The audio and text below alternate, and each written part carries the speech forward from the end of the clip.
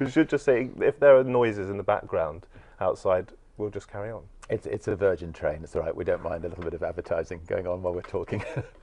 You've got a plug in there already.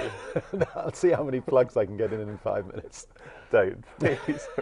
Okay, are you Well, ready? at least it's not the BBC. Oh, it is the BBC. So, Richard, please will you count us down? 5, 4, 3, 2, 1. Once the battery's in. Here we go. 5, 4, 3, 2, 1. Tell me one thing about yourself that we might not know about you. I'm a very keen kite surfer. Love the sport. Keeps me fit and healthy, and I do it quite a lot in the Caribbean.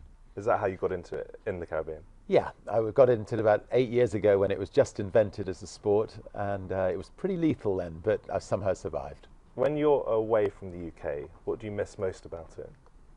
Oh, family and friends, and yeah, and you know, the theatre and you know, good music, and there's a lot to offer. Describe yourself in a sentence or two. I think that I'm somebody that has great difficulty saying no. I love saying yes, and that's got me into into trouble on occasions. But I love a new challenge. Tell me a little bit about trying to break records. What appeals to you about breaking records? I think it's the technological achievement, and it's the personal achievement. It's trying to achieve things that mankind has not achieved before. There's been tremendous. I've had tremendous fun in my life doing it. And who got you into breaking records? I suspect it was my mum originally. I mean, she would try to make us stand on our own 2 feet. She would, shove me out of the car age 6 and tell me to make my own way to grandmother's house, or shove me on a bicycle and tell me to ride 200 miles. So she was determined that we did things ourselves and didn't watch other people doing things. What is the best piece of advice that you've ever been given?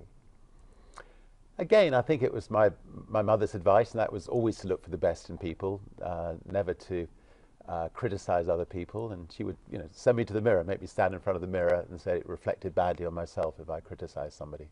What's the closest you've ever come to death?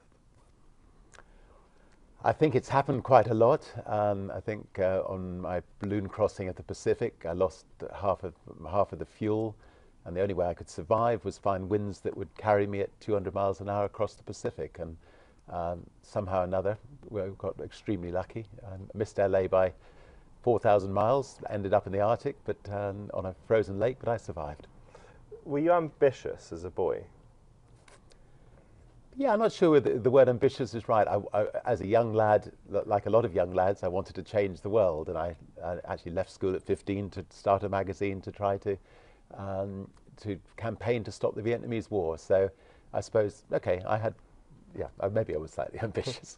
Is there one business decision that you've made that's been key in getting you to where you are now? I think starting an airline, I flew a lot in other people's airlines. I ran a record company. I hated the experience, and I think Virgin Atlantic really put Virgin on the map globally. How much time do you actually spend running your business interests?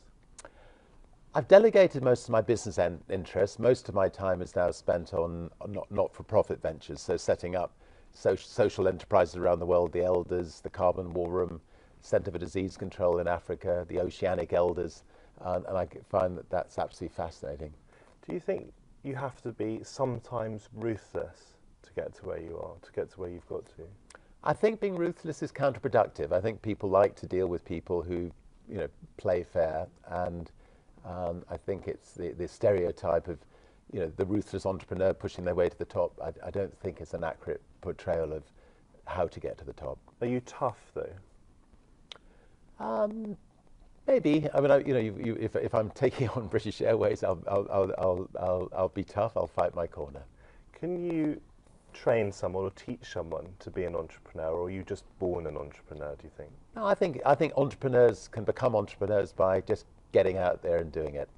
Do you think the UK is a good place to be setting up a business now? I think the UK is a very good place to be setting up a business, and we need to be setting up lots more businesses.